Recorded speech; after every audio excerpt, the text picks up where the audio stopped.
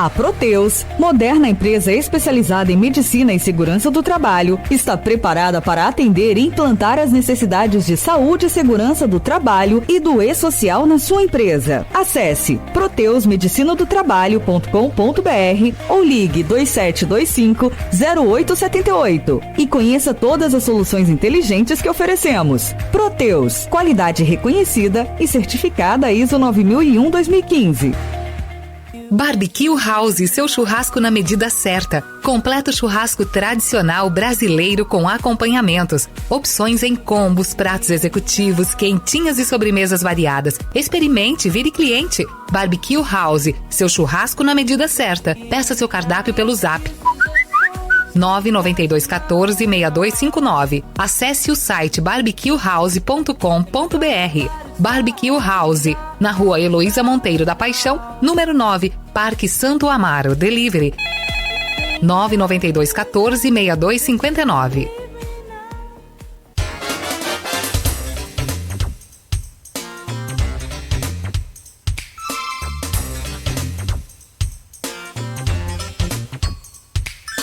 Estamos de volta com o Folha no Ar, primeira edição. Agora são 8h09 em Campos.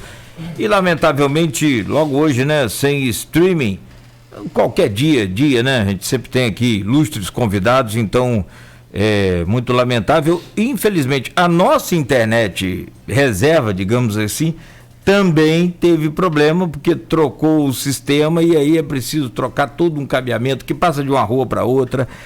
E lamentavelmente ficamos devendo esse streaming de hoje. Pedimos desculpas ao deputado Rodrigo Bacelar, que é nosso convidado, que gentilmente e prontamente já veio para o estúdio. O Arnaldo Neto também pedimos desculpa, e a todos os ouvintes, claro, né, pedimos perdão aí pela falha na internet que nos obrigou a não ter esse streaming hoje, que nos impossibilitou de fazer esse streaming em nossas redes. Mas daqui a pouco tudo será restabelecido e o programa vai ser postado tanto no portal Folha 1, no site da Folha, no Face, no YouTube e ainda também em podcast. Voltamos com o deputado Rodrigo Bacelar, que é o relator do processo de impeachment do governador Wilson Witzel. E eu fazia uma pergunta no bloco anterior, Arnaldo e Rodrigo. O senhor falava até sobre, desde 88, né, da Constituição, que não termina um processo de impeachment do governo do Estado. E Arnaldo já prontamente, né, já perguntou, será que esse também não termina? E eu fiz uma outra pergunta, será que esse também não termina? Pode pegar um gancho na pergunta do Arnaldo, em função dessa delação premiada do Edmar, que foi o ex-secretário de Saúde envolvido com todo esse esquema? Claudinho, muito oportuna a pergunta e, na verdade, são duas situações distintas. O processo de impeachment com a questão da delação, porque é uma ação penal que corre contra aquelas investigações no tocante ali a Edmar, Secretaria de Saúde e ao governo do Estado.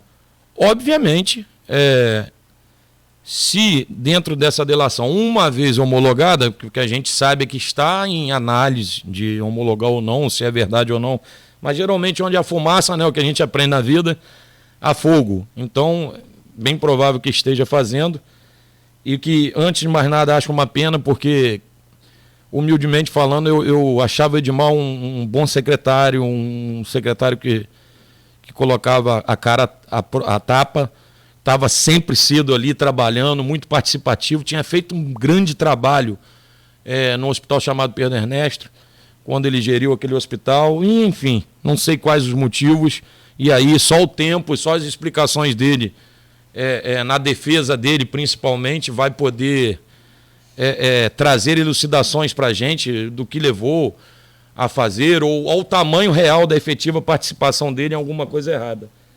Mas não tenho dúvida que, uma vez homologada a delação, e se ele tiver ali elementos suficientes de prova contra o governador, contra quem quer que seja que ali atuou com ele, a gente pode ter sim um caso de de prisão a afastamento cautelar, quer seja de governador, de secretário de Estado envolvido ou de qualquer outra coisa. Então, assim, tem essa chance sim, claro.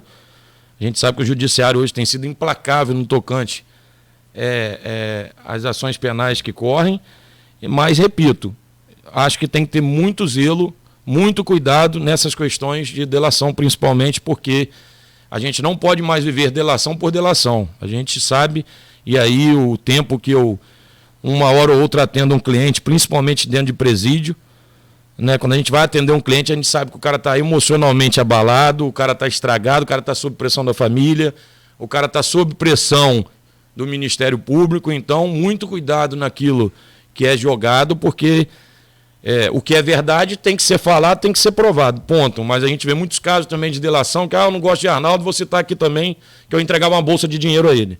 Mas como é que você prova? Eu não tenho, mas eu entregava. Então, assim, só que tenhamos, repito, eu digo isso sempre, zelo naquilo que é falado. A delação é um instituto ainda novo no Brasil, que funcionou muito, principalmente da Lava Jato para cá, mas que, repito, muitos atropelos foram causados.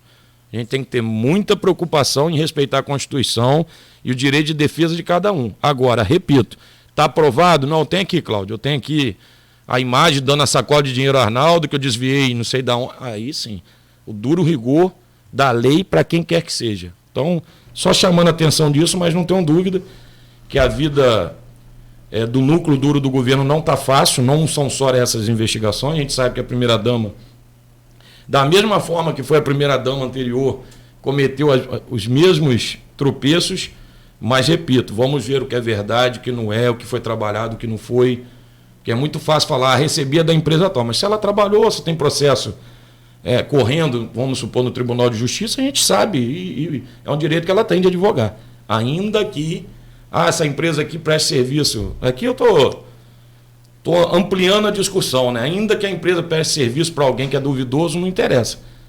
Interessa é saber, prestou o serviço, trabalha de fato, vai lá, esquenta a barriguinha no balcão igual eu esquento, né? Igual tem que dividir meu tempo. Estou na LERJ, mas às vezes tem que correr para fazer uma audiência, tem que voltar, tem que despachar, tem que ver se o juiz está na comarca, se o desembargador vai receber para poder... Então, enfim, só muito cuidado, mas no mais, repito, se prova estiver, tem que doer para quem quer que seja.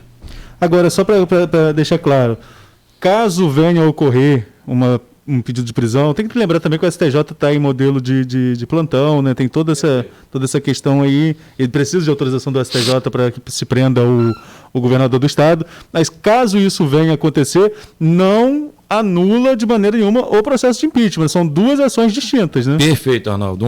Como eu falei aqui no início, respondendo a bela pergunta do amigo Cláudio, uma coisa não tem nada a ver com a outra, correm paralelos, tá? Nada implica uma coisa com a outra. Então, a preocupação aí é zero. Certo. Agora, esse processo de impeachment ele foi aberto com 69 votos a 0, como você colocou no bloco anterior, mesmo sem a necessidade disso, podendo só o André Siciliano colocar ali o andamento. Esse indicativo, politicamente, já não é um desgaste muito grande para o governador e é meio que uma pá de cal em qualquer perspectiva de que se possa se reverter no curso do processo? Arnaldo, politicamente, eu até posso aqui explanar mais, porque você sabe que eu sou relator, eu tenho que ter ética, eu tenho que ter cuidado naquilo que fala aqui para não fazer um juízo de valor antecipado, e jamais faria, porque ainda estou terminando de estudar com a equipe toda a parte documental, mas é óbvio que não... Perdão, não deu um branco. Não, estou falando do caso do 69 perfeito, a 0, perfeito. Voltei, perdão. Não tenha dúvida, e isso não é de agora não, os 69 a 0 que se tornaram públicos só comprova aquilo que a gente já sabia que vinha acontecendo há muito tempo. O governador, junto com a sua equipe, infelizmente, nunca tiveram zelo pelo parlamento, nunca, isso são considerações pessoais, tá, Arnaldo? Nunca teve atenção. E a gente sabe que um governo não anda sem o parlamento, óbvio, não anda sem o governo. Para eu tentar trazer uma melhoria para Campos, eu tentar trazer um recurso, como, por exemplo, tive a felicidade, junto com o meu presidente siciliano, de conseguir aquela ajuda para os hospitais contratualizados aqui da cidade, óbvio que a gente precisa de uma atenção do governo e de boa vontade deles. Mas, enfim, você vê desde o primeiro momento, quando ele ganha a eleição daquela maneira que ganhou, e já começa das típicas frases infelizes, deputado aqui não tem vez, o governo aqui é isso, o governo é aquilo, já começa mal, né? Eu insisto em dizer muito, porque gosto de política, gosto mesmo de fato. Antes do meu pai, com todo o respeito, que é o meu líder, eu sempre falei isso e meu pai sabe. Eu com 10 anos, Claudinho, meu pai foi chamado na escola que eu estava com um panfleto de Lula, panfletando na época, né, que Lula se destacava frente ao sindicato e iniciou o PT, porque eu sempre fui apaixonado por política. E meu pai, por incrível que pareça, tinha uma restrição enorme à política partidária, né? A política que o papai amava sempre foi a sindical. Então eu que meio que fui um dos maiores indutores dele a participar, até pela pouca idade que eu tinha, por tudo, o histórico, o legado era muito maior dele. Mas, assim, é bacana isso porque eu gosto de política, eu vivo política, entendo que política muitas das vezes é gesto, é atenção. Muitas das vezes o deputado não quer ali fazer um pedido, mas quer chegar e o governador, Cláudio, entra aqui, como é no dia a dia a gente em sociedade. Ontem eu brinquei com o Cláudio, não posso ir aí não, porque eu prefiro muito mais esse contato aqui, de matar a saudade, de conversar com o Cláudio quando tem um intervalo, do que tá falando pela internet, que fica algo muito frio. Mas respeito quem gosta. Mas não tinha nem esse mínimo, entendeu, o Arnaldo? Então eu noto assim, estou te falando uma coisa tão simples, mas que vai acarretando uma série de desgaste, de afastamento, que quando você precisa de algo mais firme, contundente, ou uma relação institucional de verdade, você acaba não tendo. Somado a isso, aquelas questões dos supersecretários que ele tinha, e que chocava com todo mundo, que não respeitava ninguém, e que falava mal de deputado publicamente. Então, enfim, essa celeuma criada por eles foi criando um afastamento muito grande do parlamento. Era exatamente isso, porque a mídia, aí eu falando mais da mídia carioca do que a nossa aqui, né, que é a mídia de interior, a gente tem esses contatos com vocês, e a gente tem um bom número de deputados, né? Hoje lá éramos 7 com o Gil, infelizmente hoje são 6, devido ao falecimento do deputado Juliano. A gente tem mais esse contato com vocês, e lá eles têm outras informações. E lá eles foram contundentes, lá os colegas da mídia carioca, em dizer que foram 2 recados da Alerj. Um, contra esse distanciamento do governador com o parlamento, que não tinha essa interlocução. E outro, por ainda ter uma certa influência do deputado Lucas Tristão, o que daria uma certa... Ex-secretário. Você falou deputado. Desculpa. O ex-secretário Lucas Tristão, que teria ali, inclusive, dossiês contra deputados. Isso realmente era um desconforto ali, essa relação com o Guanabara e, sobretudo, com esse nome de... Você falou em supersecretários, mas um deles era o Lucas. Não tenho dúvida disso, Arnaldo. O grande mentor, o grande braço direito do governador nunca foi escondido para ninguém, não é nem da mídia, nem do povo, nem no palácio, nem no parlamento. Contado por ambos. Assim como eu sou amigo de André Siciliano, não vou esconder nunca, ele era amigo do governador e andavam juntos e deliberavam tudo. E aqui posso falar com todo respeito, porque tentei, inclusive, dialogar com o Lucas para que o lado institucional caminhasse. Eu sou uma pessoa que, apesar de ser filho de bacelar, e tenho o meu lado brigador, não fujo um bom combate, eu prefiro sempre ir mais além, né? Dialogar, tentar parar o problema antes de acontecer. Eu, pessoalmente, posso falar isso. Por umas 2, 3 vezes, eu, na oportunidade que encontrava o secretário Lucas, falava: secretário, sou um rapaz, é mais novo que eu, Lucas é bem mais novo que eu, um rapaz que veio do Espírito Santo, um advogado inteligente, tá? Inegável isso, mas que eu acho que se deixou enveredar pela vaidade do poder, da maneira que chegou muito rápido, muito novo e se perdeu. E eu cansei de falar, Arnaldo, com o próprio, eu não mandei recado. Lucas, política não é assim, política não se faz dando cotovelada nos outros. A gente já teve históricos aqui de ex-governadores, eu tenho na cidade, que essa história de atacar todo mundo, de mandar recado, isso não funciona. Respeita as pessoas. Porque a verdade é essa, Cláudio. Muitas das vezes a gente precisa do faxineiro da casa da gente, Cláudio. Às vezes é a babá de um filho nosso que vai mostrar um detalhe para a gente que a gente está no calor da emoção e não vai enxergar. Sim. A solução de um grande problema da gente, muitas das vezes, vem de um babá. Vem de um faxineiro, não desfazendo de ninguém aqui, pelo amor de Deus. Eu estou dizendo da questão, às vezes, de ser iletrado ou de ter mais cultura. A única diferença é o salário. Exatamente, vivi muito isso no show business. Quando você ia para dentro de uma reunião de promoção na gravadora para escolher música de trabalho, cansei de ver. Arnaldo. A menina do café que entrava para servir, por muitas das vezes falava, essa é boa. E chamava a atenção do presidente, do diretor de marketing, do diretor de promoção, aquela música ia para ser a música de trabalho. Porque ela é o retrato do povo, é ela que está no trem, ela que está no metrô, ela que está no ônibus. É ela que vai e volta, e leva 2 horas numa condução para ir para Campo Grande, por exemplo, para ir lá para Santa Maria, vamos dar um exemplo por Campos, para ir lá para Santa Maria de Campos, Santo Eduardo está a 80 quilômetros da gente. Então é ela que traz esse recado. Então, assim, o Lucas criou de fato toda essa movimentação de desgaste, mas não tenho dúvida alguma, Arnaldo, que o governador permitiu, porque a caneta é dele, quem manda é ele. E tudo na vida você tem que saber, primeiro de uma maneira gentil, mas se necessário for, dar uma porrada na mesa e falar, pera um pouquinho, aqui quem manda sou eu, até porque se der um problema, quem vai para a capa do jornal é taxado de banana, ou de ladrão, ou disso, daquilo sou eu. E não aconteceu isso. Então, assim, o resultado é isso aí que você está vendo. A gente tem um governador enfrentando um processo de impeachment que nenhum líder consegue ter para defendê-lo, entendeu? Então, é fruto justamente da completa falta de experiência política dele. Aliás, se Arnaldo me permite só acrescentar, você disse que é o governador que permite, ele que tem a caneta, claro. Ele que permitiu o Tristão e os seus secretários de terem essa animosidade com você. Mas eu acho que eles estão seguindo o líder. Não alusão ao Flamengo, que não é o caso e nem quero falar sobre isso, mas justamente falando sobre o Witzel. Ele se embebedou com o poder de tal maneira que... Eu não tenho, Cláudio, dúvida disso. Eu tenho um parâmetro, eu respeito quem faça, mas o meu é esse. No meu gabinete, minha mulher não vai. Não vai maneira de dizer. Óbvio que o dia que ela quiser ir lá, passar, ela vem uma sessão à vontade. Mas, a grosso modo, ela não determina, ela não diz quem entra ali, quem sai. Eu não gosto de misturar essas relações. O meu próprio pai, que é a pessoa que eu mais respeito no mundo, não faz um pingo de ingerência sequer na minha vida política. Me aconselha. Muitas das vezes sou eu que ligo para ele, pai, estou pensando nisso aqui, o que você acha? Mas, graças a Deus, eu acho que a maior honra que eu tenho é de perceber, olha que meu pai nunca foi um pai de elogiar muito, sempre aprendi os elogios para cobrar mais. Fui criado assim e me orgulho disso. Mas o que mais me dá orgulho hoje é muitas das vezes falar, vai você, meu filho, vai você que está no caminho melhor do que eu. Você sabe como agir melhor do que eu. Então isso para um filho, entendeu? É muito bacana.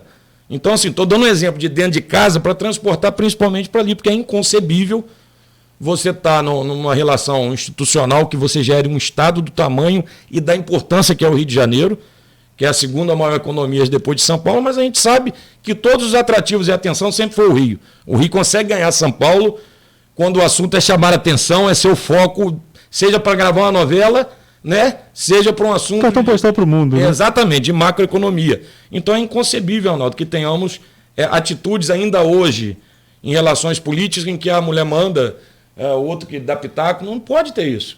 Eu, pelo menos, tento levar o meu mandato dessa forma. Eu levo tudo a discussão na mesa, vale a democracia, inclusive na minha equipe técnica.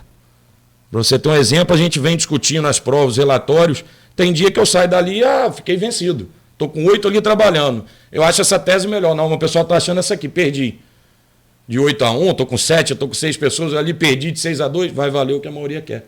Eu sempre tento fazer dessa forma para acertar mais. Eu não sou dono da verdade, ainda que eu esteja ali à frente da equipe, à frente daquela responsabilidade, eu não sou dono da verdade. Mas óbvio que eu não posso aceitar perto de mim pessoas que desrespeitem os outros, que fiquem falando besteira, eu tenho que conter, entendeu, Cláudio? Eu não posso ter no meu gabinete, por exemplo, num momento dessa que eu sou relator, não posso ter um assessor que sai ali nos corredores da Leste falando, governador ladrão, o governador fez isso, o outro fez... Eu não posso ter.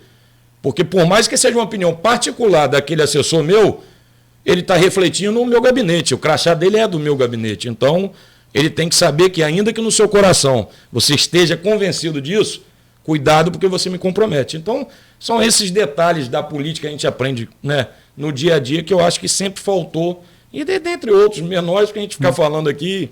Não fecha a conta nunca. Vamos pegar esse gancho para a gente falar também, o Rodrigo. É claro que a gente tem assunto demais para falar sobre a comissão em si, mas eu queria ouvir sua opinião com relação ao enfrentamento à pandemia de maneira geral. Nós temos aí esse problema das provas de campanha de Campos, eu acho que é icônico, é uma coisa a nunca se esquecer. escrevi sobre isso também no meu último artigo, que nunca dinheiro desviado vai ser algo normal para quem tem princípio. Mas no meio de uma situação dessa, acho que fica ainda mais, né, ainda mais nojento, mais asqueroso mesmo de se ver. Mas eu queria a sua percepção de maneira geral com relação à política de enfrentamento de um momento de dificuldade desse que a população passa, 2 milhões de infectados no país, número de mortes que só vem crescendo. Como que você vê as atuações das esferas federal, estadual e, sobretudo, aqui em Campos, do prefeito Rafael Diniz? Arnaldo, boa pergunta. Eu vou começar pelo governo federal. E aqui são críticas administrativas, jamais pessoais ou de cunho político. Eu acho que o presidente Bolsonaro demorou demais a entender o problema do tamanho e da magnitude que essa doença veio a cometer aqui no nosso país. Demorou muito. E até brincou por muitas das vezes. Mas, enfim, esse fato já passou, não dá para ficar remoendo, e acho que está tentando de alguma maneira reagir, porém essa instabilidade governamental que ele tem acaba atrapalhando ainda mais. A gente tinha, na minha humilde opinião, um grande ministro, que era o Mandetta, um cara que conhece, inegavelmente, se é da ala B, C ou de qual partido seja. Eu digo Mandetta em nome da sua própria equipe, são pessoas que já estavam ali à frente do Sistema Único de Saúde há mais de 20 anos no Ministério, conhecem de fato a pasta, conhecia de fato o problema. E, enfim, aqueles atropelos ali, também por vaidade, por bobagem, fizeram com que a gente andasse um pouco para trás. Mas, de certa forma, ele tem tentado, de um tempo para cá, dar uma reagida, quer seja colocando mais investimentos, abrindo mais essa discussão. Então, tem tentado consertar aquilo que ele demorou a começar a fazer. Passo seguinte, o governo do Rio, que eu acompanhei, por isso falei do Edmar aqui, que eu não tinha entrada alguma, não tinha amizade ao Edmar. Edmar sempre foi um cara muito fechado, mas muito educado. Então, assim, as poucas aparições que eu tive com o Edmar, na maioria das vezes ali com o secretário de Casa Civil junto e com o vice-governador, aliás, todas juntas, umas 3, eu pude perceber, principalmente no começo da pandemia, que Edmar estava fazendo um trabalho espetacular, Arnaldo. Eu vi e presenciei. Se você puxar midiaticamente, você vai perceber isso. Ele estava colocando a cara, ele chegava cedo, ele acompanhava os hospitais, ele rodava tudo. Ele veio com a ideia boa, que eram os hospitais de campanha, até então, né? Estou dizendo o conceito para o enfrentamento, né? Ele partiu para não faltar medicamento, mas no meio dessa confusão toda, eu não sei se foi Edmar, se foi o Gabriel, se foi aqueles tantos outros nomes ali que a gente está vendo investigado, que eu acho que começaram a se perder pela questão do dinheiro que envolvia e a facilidade, óbvio, quando você está no meio de programas emergenciais, para quem quer se locupletar, é tudo muito mais fácil. A gente que lida com a administração sabe disso, cansei de ver essas coisas em processo de tribunal, mas eu acho que ali a secretaria como um todo se perde o governo. Porque até então, nos 2 primeiros meses, eu vi e presenciei, conversava até com o prefeito de Campos esses dias sobre isso, se lamentando, e ele falando isso. Poxa, Bacelar, a gente ligava, palavras de Rafael comigo. Ele atendia na hora, ele se mostrava solícito, ele tentava fazer isso, fazer aquilo, mandava um recurso. Nós mesmos, né, através de recursos que a gente voltava da Assembleia para o governo do Estado, fizemos uma doação simbólica, né, 1 milhão para cada município. Mas, poxa, dentro do possível, todo mundo estava tentando ajudar de alguma forma, e você vê que ali foi se perdendo. Maricá, até onde eu sei, que é o município de maior fôlego econômico, né, em função da captação dos royalties, ia fazer um repasse para o Estado. O município, essa é uma das primeiras da história, ia fazer um repasse para o Estado de 250 milhões, salvo engano aqui, Arnaldo, que não se concretizou por inoperância da administração. Pelo que eu sei, não chegou a se... posso estar cometendo um deslize aqui, mas até onde eu sei não chegou a ser efetivado, porque começou essa confusão de operação, de demite subsecretário, muda não sei quem, enfim. Então, eu acho assim, tinha tudo para ter andado o governo do Estado e se perdeu por diversos fatores, por diversos atores que a gente está vendo agora investigado, mas que cada um se defende e nos explica, até a gente para a gente saber efetivamente o que aconteceu na sua devida proporção. E chegando a Campos, por derradeiro, eu particularmente, que por muito, teci algumas críticas aqui, né, óbvio, ao prefeito Rafael Diniz, mas respeitáveis, no tocante à administração, ou falhas de alguns secretários, queria aqui deixar esse registro, para não ser incoerente e muito correto, de elogiar. Eu acho, Arnaldo, que o Rafael me chamou muita atenção nesse momento de pandemia, muita atenção de verdade. Desde o primeiro momento, Rafael colocou a cara, Rafael montou aquele centro ali da Beneficência Portuguesa.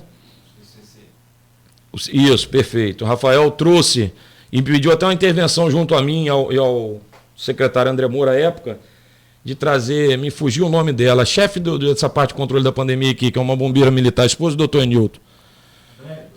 Doutor André, me perdoe aqui, é muita informação, a gente foge o nome. E eu fui até que ajudei, porque ela estava com lotação no bombeiro, acho que do Rio, e Rafael me ligou desesperado, você consegue me ajudar, porque a gente precisa trazer ela para cá, porque ela é quem mais domina essa questão. Então, enfim, eu vi ele de fato se desdobrando muito, pedindo diversas coisas ao Edmar, como eu tentei também, assim como o deputado João Peixoto e o deputado Gil, que ainda caminhava conosco, né, antes, e foi uma das grandes vítimas que nos faz muita falta nesse momento da pandemia. Então, assim, a gente veio tentando ajudar e pedindo socorro ao Estado o tempo todo para Campos. E confesso que mesmo com todas as críticas e as devidas vênias que eu tenho de uma coisa ou outra do município, o que merece crítica eu faço, mas também o que merece ser elogiado, Arnaldo, eu não tenho pudor algum de elogiar. Então, acho de verdade que o prefeito Rafael vem se saindo muito bem na questão do enfrentamento ao Covid, porque é difícil. Pegando um gancho da sua fala antes de eu entrar aqui no bloco, eu acho que o maior problema da questão da pandemia, Claudinho, está no coração da população e não no poder público. É o que você falou, a população que tem que ter consciência. E na grande maioria das vezes não tem, Arnaldo. A população é muito fácil criticar, jogar pedra. Nós somos assim por natureza. Não estou me excluindo, não. Nós todos somos juízes de direito, somos técnicos da seleção brasileira, sim. Somos Jorge Jesus do Flamengo, médico.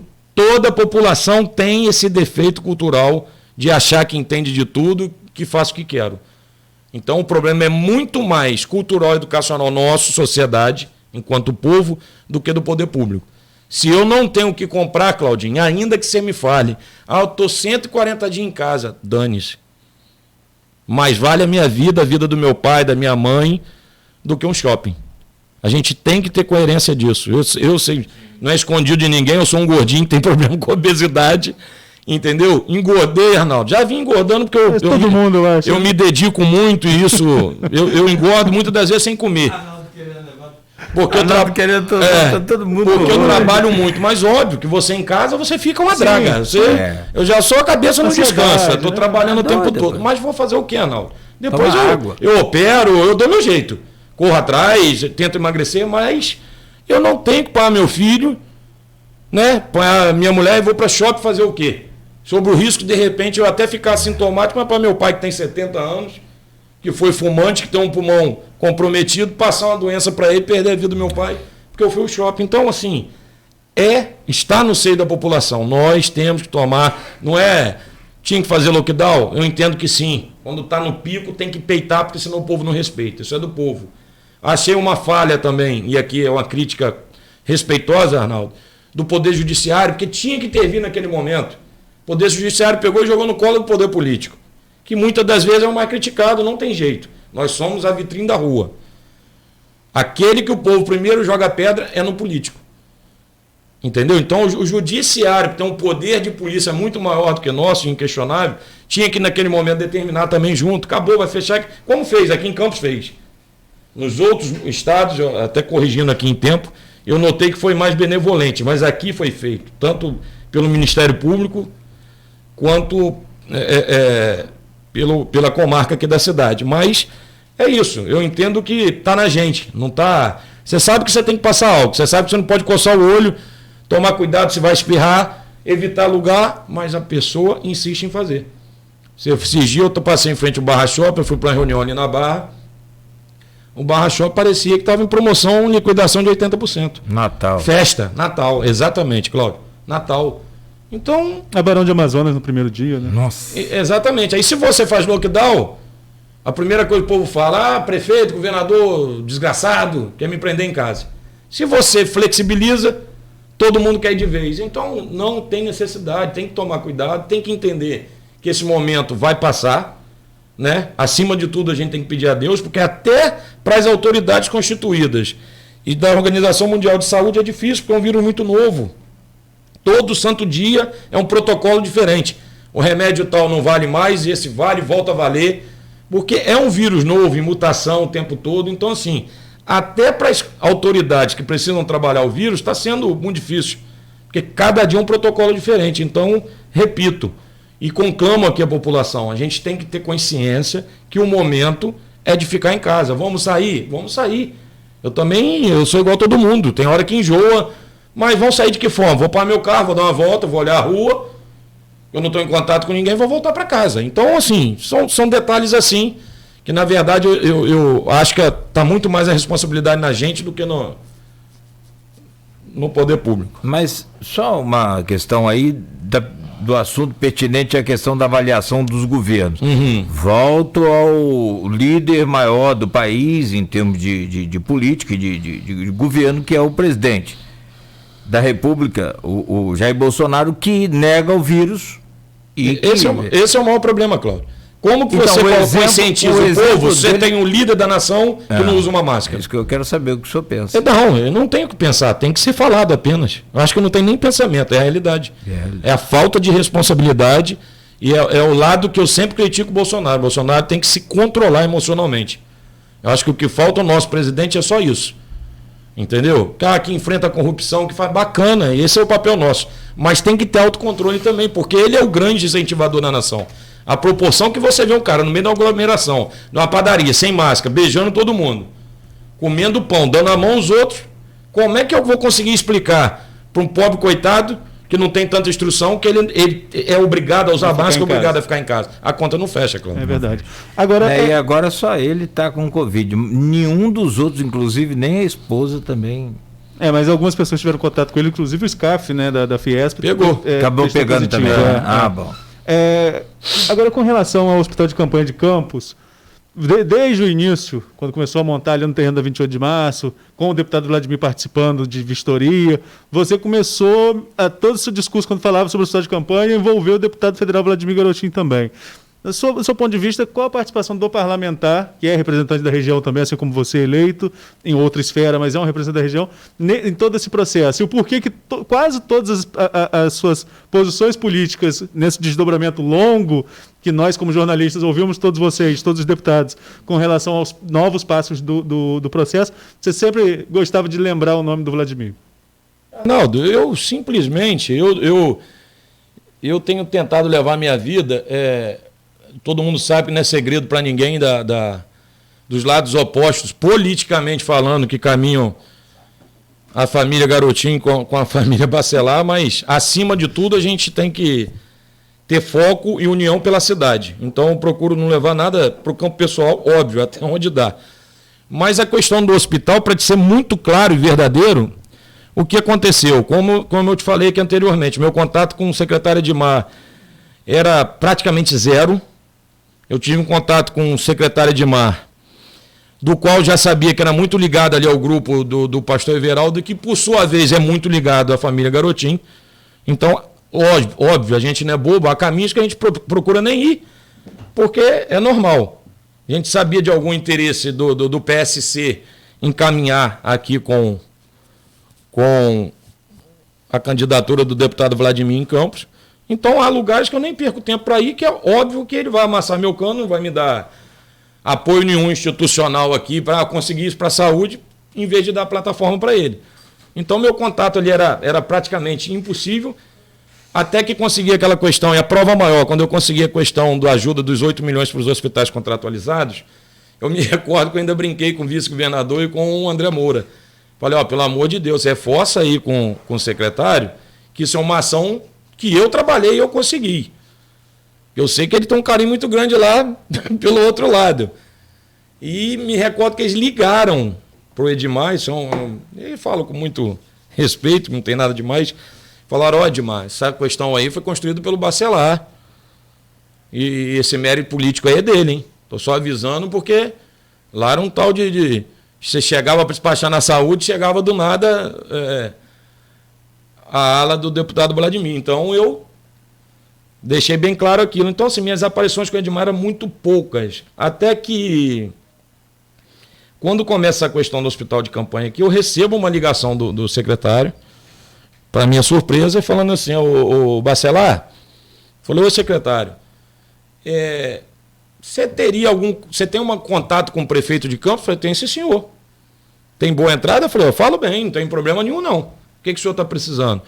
Eu gostaria que você tentasse com ele, para mim, que eu não tenho intimidade com ele, uma área em Campos para montar um hospital de campanha. Aí eu falei, secretário, eu falei até de vocês. Na hora, eu falei, secretário, eu estava vendo a folha, parece que vai ser na UENF, mudou? Falei assim com ele no telefone. Aí ele falou assim, não, mudou, Bacelar, eu preciso que seja perto de um grande hospital. E eu vi aí, a universidade é longe. Aí eu falei, tudo bem, vou ver para o senhor aqui.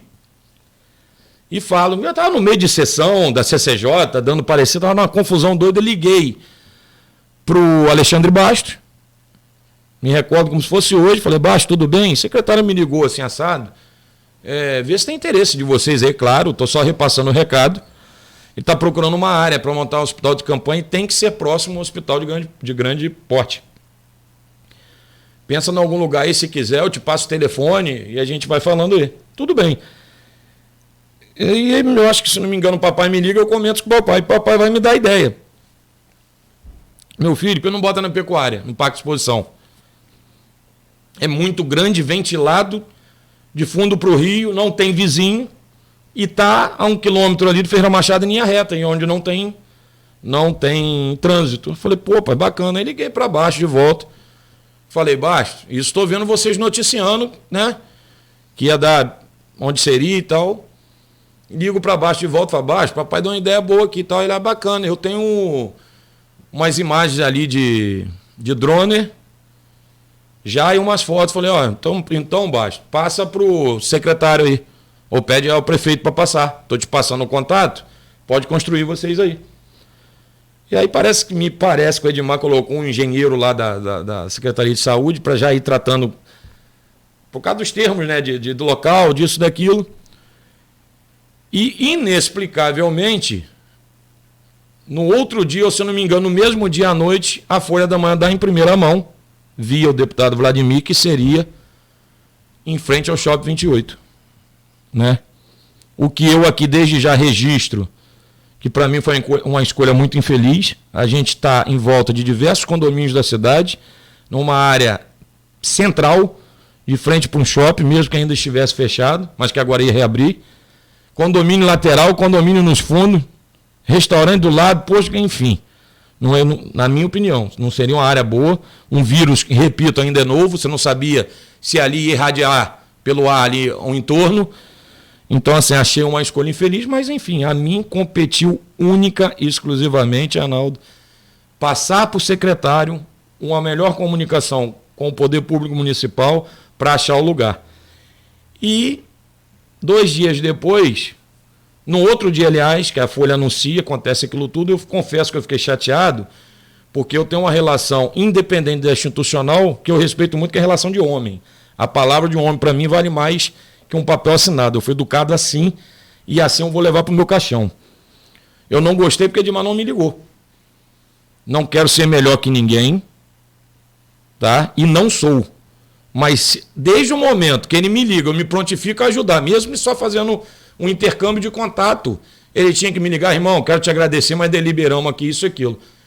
E no outro dia, para minha surpresa, ele me liga e fala claramente, você... E aí passei, o que eu estava, coitado, pré-julgando ele nesse aspecto, eu até falei com ele, senhor, me desculpa, eu estava com uma bronca do senhor, porque o que eu esperava é no mínimo que o senhor fez agora. Então ali se refez no outro dia, porque ele foi claro e certeiro comigo. Você me perdoe, estava tudo certo lá, eu já tinha mandado o engenheiro tratar tudo com o secretário da municipal, que o prefeito entrou na linha. mas só sabe que aqui eu tenho que cumprir ordem e Vladimir intercedeu por cima e levaram o hospital para lá. E foi categórico em falar para mim. O que não tem nada demais, Arnaldo. Acho que é um direito de Vladimir também brigar e tem que brigar, né, para aparecer o mandato dele, as coisas dele, entendeu? Mas, repito, mais uma vez, aqui digo Vladimir de exemplo, porque tem outros exemplos no governo. Mais uma vez aí mostra a falha da parte política do governador, porque nós somos deputados do Parlamento Fluminense. Óbvio que a prioridade são os deputados que têm que votar com você e te defender ali. Mas se você olhar direitinho a composição do governo e o modo de agir do governador no tocante à política, é errado. Porque ele atende Vladimir, ele dá secretaria para diversos deputados federais, com aquele sonho de ser presidente da República, e mais uma vez demonstra que o Parlamento Fluminense é o que fica de lado. Né? Você vê que teve uma composição de cargos ali, ainda estão lá. Tem muitas secretarias que são de deputados federais, com uma atenção, que é um direito dele, do PSC caminhar com a candidatura de Vladimir, até pelo histórico de amizade do pai dele com o pastor Everaldo. Isso aqui eu respeito a amizade dos outros, a relação dos outros, mas eu, enquanto governador, se lá estivesse no lugar dele, teria o zelo de falar: Vladimir, vou te atender naquilo que puder, mas Arnaldo Neto é deputado aqui, amigo. Na hora que dá o rojão para mim, é Arnaldo Neto que eu tenho que ligar. Então, enfim, não teve nada demais além daquilo que eu te falei. Então, quando eu mencionava, era só por isso, porque o hospital, de fato, seria lá no Parque de Exposições, e pelo um contato de bastidor, e aí mérito do deputado Vladimir, ele conseguiu levar o hospital ali para o terreno do Shopping 28. Perfeito. Podemos fazer um rápido intervalo, Arnaldo? Atrasamos um pouquinho até para gente falar de eleição no próximo bloco, que não pode, né? A gente conversar com o político e não falar de eleição, não tem como. Pelo amor de Deus. A gente fala de eleição 2020. Deputado, o senhor já chegou até a revelar aí rapidamente que está avaliando toda a documentação que já chegou, só que para a gente aqui da imprensa, e falando como público também, falando como eleitor, como cidadão fluminense, o que a gente tem aqui são provas apresentadas até o momento aí, bem robustas. Agora apareceu dinheiro.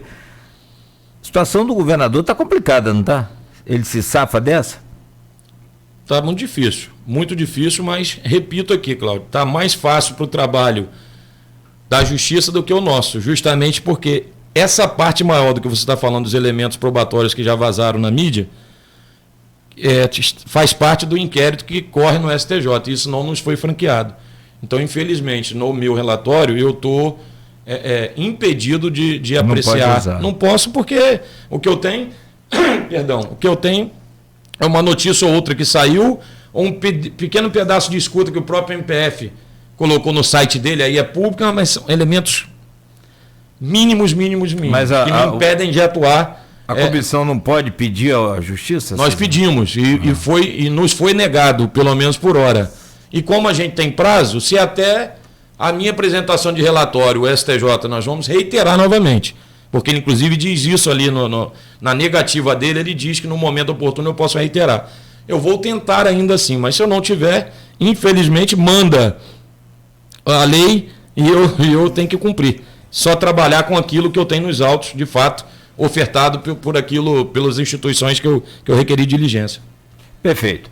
Bom, 8h51, então, vamos ao intervalo, voltamos em instantes com Folha no Ar, primeira edição, hoje recebendo o deputado Rodrigo Bacelar, relator do processo de impeachment do governador Wilson Witzel.